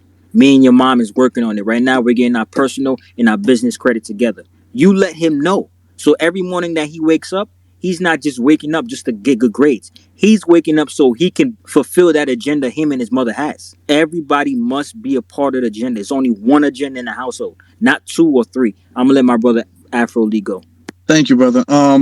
I want to say this because I'm not going to be able to stay too much longer, but I definitely wanted to say this before I go. Spaces like these are definitely necessary because man, just putting it in words is difficult. Spaces like these are necessary because people don't get their feelings caught up in the conversation. I said that before in my space, the do's and don'ts of being on code. I said one of the things black people need to stop doing is getting caught up in their feelings. In conversations like this, we have, oh, our black women the most disrespected, and then somebody, if like, let's say Kid Gravity, which I'm glad he's not, let's say he was like some type of bitter man who's single, and he just wanted to shit on black women, and then he just said, well, black women aren't disrespected because y'all be cheating and y'all be doing this and y'all don't be listening, and it could have easily turned into that. Or we could have had black women come up here and say, no, we disrespected y'all, ain't shit, y'all doing. But no, the black women who came up here, they've articulated their points eloquently, they've added to the conversation. And not only that, that we are able to articulate the issue, we're having a call to action. In these spaces, too many of them go by and there's no call to action. Now I understand sometimes we just kind of need motivation, and every space is not going to have a call to action, but these spaces are definitely necessary when they have a call to action, because we have to understand, this is even bigger than us. This is about our next generation. This is about the children growing up. How are we going to teach the children? We have to have B1 sisters, who are teaching the young girls, okay, all that walking around like a little thought and all that dressing like a stripper and glorifying them, that's off code. That's not what we're going to accept in our household. As black men, we got to say, oh, all this gangster wannabe, sagging your pants, drinking lean and all that, that's off code. That's not acceptable in this household. It has to be on both ends. And I'm glad we're having conversations like this, is because for too long we've had a thing where every segment of black society wants to point the finger and solely blame all the responsibility and the failure of black society on another segment. But when you're on code, you realize that the problem is in every segment, so to speak, some more than others, but it's in every segment, and everybody can do some actions. Everybody can put forth actions to correct themselves. And that's what, and I'm glad you touched on that, because we do got to teach our young brothers, okay, I understand you're 15, you're horny, but, trying to sleep with as many women. And trust me, I grew up seeing that. Like, they bragging about how many women. I'm like, dude, like, at a certain point, it's kind of pointless. Like, nobody cares that much, but they're doing that because they feel like it gives them status. And we got to teach them that actually that's not what gives you status. You kind of look like you don't got nothing else better to do. So you're looking bad, actually. But they don't understand that, because there's not a father in the home every day, which is what is supposed to happen in the home every day, to teach them that. They need a father in the home every day to teach them that, to give them the agenda of how a man is supposed to act every single day. That's what they need. A sister needs her mother in the home every day to teach her how a sister is supposed to act every day. That's what we need. So the call to action is on both ends. Okay, brothers, we're gonna have to get a lot better when it comes to vetting these sisters. We cannot be out there calling every single black woman a queen and a goddess. We cannot be doing that. Sisters are gonna have to get better when it comes to vetting black men. Okay, like I think somebody talked about their dad is supposed to give them the approval. Do you know how many sisters are going around having babies with men, and the dad doesn't even know who this dude is? They don't even meet the person who impregnated his daughter until the baby's about to come out. And the women don't do that on purpose because they know their dad won't approve. They be sleeping with five different dudes in a year, and the dad don't know a single one of them. All of that is off code. We need to do better on all of those things. So I'll land there, and I'm gonna have to drop off soon. Yes, sir. It all starts with the black family. And if the black family's not tight, we're just going to keep perpetuating these cycles. So, Afro, Black, and Rich, you guys are absolutely right. And shout out to the sisters that came up and put the insight from the other side, because, like Afro said, as long as we have these conversations, I think we can turn the tide. So, I'm going to let Vic go and then Vovo. Yeah, this is real constructive, and this is one of the best spaces that I've been a part of in a long time. I on the narrative at home, raising our kids as mother and father, being in the household is very constructive. Controlling what comes in the house, what goes out of the house, but you have to remember, is your household is your teachings against the world. So eventually, B1, we have to be on code enough to control our culture. You're looking at Nicki Minaj, you're looking at Megan Thee Stallion. That's a huge influence on our kids, and it's our fight to teach our kids that they're not right. What they're doing is not right. And they go to school and they got other kids saying, "Did you see Nikki's video? Did you see Megan's video?" I mean, I raised a daughter. All stuff. She's 30 now. And this is what I had to fight with. When she was in high school. And I'm trying to tell you that it's very difficult. And the movies, the TV shows, we need to control our culture. And eventually, I think we're going to be strong enough to do that. And we just have to keep these talks up and keep encouraging each other to keep it moving forward. I want to add on to that because you made a good point. We do have to call out the Nicki Minaj's and the Megan Thee Stallions. The women have to call them out, and the men too. But we also have to call out these rappers that be walking around with 20 chains on and 30 Rolexes, looking like buffoons. And I don't have no problem with jewelry. I actually love jewelry. But it's a certain way you do things. Nowadays, these rappers just look like coons.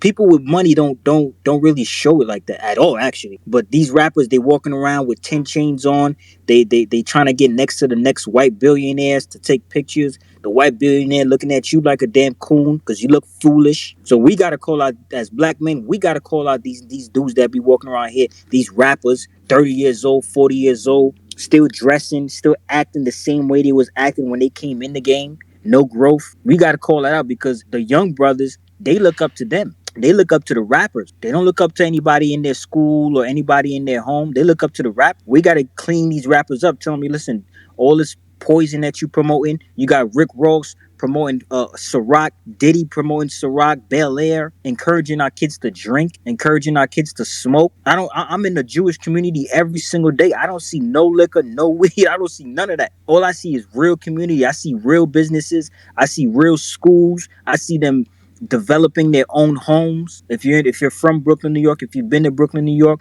you know what I'm talking about. If you've been to Midwood, if you've been to Manhattan Beach, Kensington. Kensington, these Jewish people develop their own homes from top to bottom. They have their own schools, they have their own restaurants, they have their own pharmacies, they have every single thing they need inside their own community. Meanwhile, we got 80 different rappers. Rap been around for 45 years, and these niggas ain't produced nothing for the black community. Not one thing. I'm gonna let Vovo go, and then Michelle, you're next. I just wanted to say, I know that we are hard on the black woman sometimes, but no other group of women in this world had it harder than the black American woman. Nobody went through the stuff that she been through. So yeah, she gonna be a little tougher. Yeah, she might be a little bit harder to deal with because she gotta be.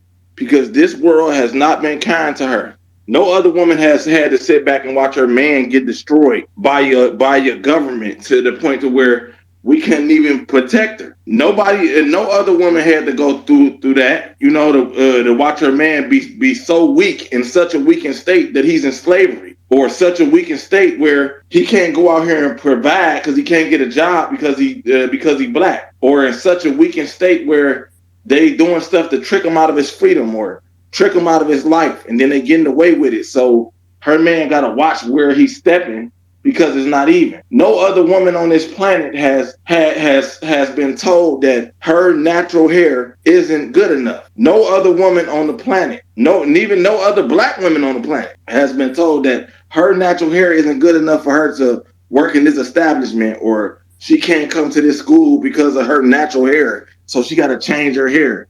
And she got to change the way that she walk and change the way that she talk because because her man isn't in the home because of the government has been sabotaging him, and she got to go out here in this world and work and provide and try to do her best. And she really has been unprotected. They've been using the system against us to break up our black families. This no black family thing. This is all new.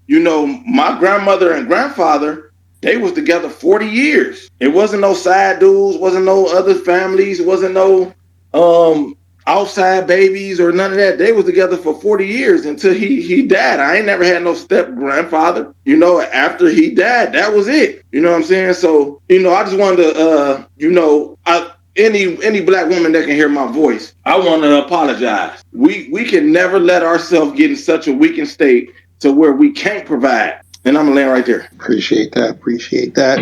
All right, Michaela, you're up. Thank you. Peace and love, y'all. Can y'all hear me? Yes, ma'am. Okay. I appreciate this conversation. A lot of times I jump in these spaces, I don't know what to expect, but I always hope it's something such as this that's actually productive. And yeah, I just love the dialogue.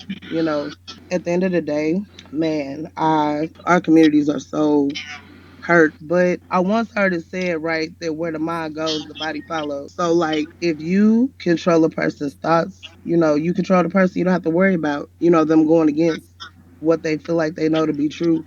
I feel like the most damaging narrative that gets pushed is that black women and black men hate each other because we don't. We love each other. I feel like most, I know that we know on a large scale that we need each other. I feel like we don't always know how to get back to that. I feel like accountability is necessary across the board. It's hard to admit when you're wrong, but when you admit where you're wrong at, you can correct yourself. So like with that being said, um the first intimate relationships we have are with our parents. So if those relationships are damaged, then all future intimate relationships are damaged. I mean, that's just fact. So, and then when you talk about the breakdown of our homes, the breakdown of our communities, it definitely used to take a village to raise our babies. So my elders are older. My mom is in her late 70s. My aunt is in her late 70s. These are the women that raised me. At one point, like, I don't remember who was just saying that, but speaking on the Jewish community, how they have like their own institutions. We also had that. I think we forget that because it's not widely pushed and spoken about, and it gets buried. Just like a lot of our towns were buried underwater and things of that nature. We had our own everything. My 78-year-old aunt told me that integration, the way it happened, was the most detrimental thing that ever happened to black people. It wasn't so much that we wanted what white people had, we just wanted better for ourselves. So when we talk about correction, right? When we go back to accountability, I think it's interesting to me that, men and women will support things that they don't want necessarily in their life, right? Like a woman will be with a man, right, that she knows is doing something with his life that might lead him to prison. But if that's benefiting her, she'll subscribe to it. A man might not want a half dressed woman as his wife, but he'll be on, social media all day liking pictures of half dressed women. So that's what I mean when I say accountability. Like we have to stop supporting things that don't fit the things that are damaging to our communities. We got to stop supporting it as a whole. And then when you talk about younger black women, at my age, I'm 38, a lot of younger black women gravitate toward me, and I take that opportunity to give them knowledge where I can if they're receptive to it. I don't think it's some, I know we definitely, are not here in the state we are in right now by totally by choice, but we have to choose to heal our community as a whole. And it definitely and when you talk about what's popular, modesty is not popular, integrity is not popular, the black intellectual is not widely celebrated. Like these are the things that would be beneficial to our children, but they're not the things that are pushed, on a mass scale. So they fall through the cracks. And, when you talk about the influence of the communities on our children, if more of us, I agree that we need to be on code, period. Because if more of us were on code, then that is where, that child that is in a broken home might be positively influenced by a teacher or, or a friend's parent, their household. That's where community comes in at support. You're breaking up. We're gonna continue, but yeah, we have to clean our neighborhoods up because Take accountability for our reproductive responsibility. yeah, Michelle, you're breaking up. Oh, You're okay. breaking up. I had So got a call and I yeah, declined it. Can you hear me, or am I still breaking up? you're good now. Okay. Yeah, I'll say this and then I'll be done. Reproductive responsibility is a big deal. We are way too careless with our bodies and, the way that we prioritize sex over building and relationships. So that's something that also has to be corrected. Like I say, I agree with a lot of the points that everyone made. And these type of talks are definitely productive. And I appreciate the insights and I hope that I was able to add something to the conversation. But that's all I have. And yeah, but to what Michelle was saying, not only with black men, older black men need to school the younger black men about sex and relationships and things of that nature, but the older black women need to school the younger black women about sex and relationships and prioritizing it and throwing away this idea that if you're 18 and you're 19 and you're still a virgin, then you're a loser. Because growing up, if you was 18, 19 years old, you were a loser. You was looked at like a cornball. But what's so? Why are we so? Why were we so excited about losing our virginity? That's something special. That's something you're supposed to plan. You're not supposed to just wake up and 15 years old and you on top of somebody. That's not how it's supposed to go down. You're supposed to plan that. You're supposed to, and I'm not saying things work out perfectly because you might plan it with someone and that might not be the person you end up marrying or staying with. But it shouldn't be. You shouldn't be having sex at no damn 14, 15 years old on TikTok twerking and doing all types of reckless stuff like that. That doesn't go down in any other community. Only our community allows this. And as you can see, though, you got these celebrity rappers and entertainers and actors. Now they're saying support black businesses. That comes from the bottom. That comes from the grassroots. We the one that got them telling the whole world to support black businesses. So what I say that to say this: we control what goes on in our communities. What we say in the black grassroots, what we say on the black grassroots, whatever we say is what goes on. So if we want a clean house, all we got to do is say and implement the rule, and it will be implemented. If you want to speak, you just raise your hand. Kid Gravity, you in the building or you sleeping? What's up, brother? Man, it's home life, bro. It's home life. My fault. Yeah. So I appreciate everybody's insight because there's a lot of lessons to be learned here. And like I said, for us to cure what's going on out here, we gotta get to the next generations because I'm sorry to say, but we all fucked up and we followed the lessons from the older generations and we just repeat the cycle. And now all of us here fortunately learned enough and learned more than they learned, and we're trying to change it. But I think it's past our time, so the best thing we can do right now is make sure the younger generations understand where we messed up at and where the older generations messed up at, and hope to God they don't make the same mistakes or at the same frequency. And that's all I gotta say. Every single move that you make is a powerful move. Every single move, every single thought that you have is a powerful thought. When you wake up in the morning and you make your bed, that's powerful. When you wake up in the morning and you clean your home, you clean your area, you pray, you meditate, every single move is powerful. Let me rephrase that. Every single move either can be powerful or it can be destructive. Every single move you make can either help white supremacy or hurt white supremacy. Right now, you being on this Twitter space, that's hurting white supremacy. When you get off this live and you go check your credit score and you go pay your bills down and get your credit up so you could invest that money, that's hurting white supremacy. You not smoking weed, not drinking, not clubbing, that's hurting white supremacy. You eating healthy, that's hurting white supremacy. You working out, that's hurting white supremacy. You teaching your children the things they need to be taught, that's every move you make is because every day that you do something, is either helping something that you're doing, is either helping your agenda or it's hurting your agenda. So if you stay consistent with doing good things in your life, with doing positive things, with doing what's necessary, then eventually something is gonna add up. Period. Fun time. All right. Well, I appreciate everyone coming through to the space. I know it started off slow, but a lot of insight over the last almost 2 hours. I learned a lot. I heard a lot, and hopefully you got something out of this. Before I go, just follow me, Rich, Black Alpha, Afro Elite, and everybody in the room, so we can continue having these conversations, and hopefully people will see what you're saying, and we can pass those lessons on to the people that really need it the most, because that's the best thing we can do right now is hopefully our messages get out to that one person who could change the next generation or change a home. And yeah, so like I said, just follow everybody in the room and we're going to get up out of here. Again, thank you for coming through. Take care, stay safe out there, and good night. Black first, black first. Black first. All right, Nino, you may speak, brother. Hey, how y'all brothers doing? We are good. Yeah, The sun is out, and we live life to the fullest. yeah, man.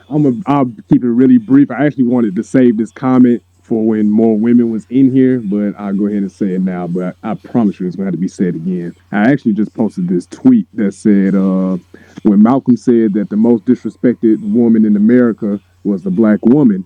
That was very true in his day. But today, black women have been artificially elevated above black men to weaken the black collective. Black women aren't in the same position today on the social ladder as they were during Malcolm's day when he said that quote. And that's their favorite quote to throw out, by the way. But it's not. But it's not true in this day. Black women are above black men on society's ladder. Now, granted, we're both on the bottom.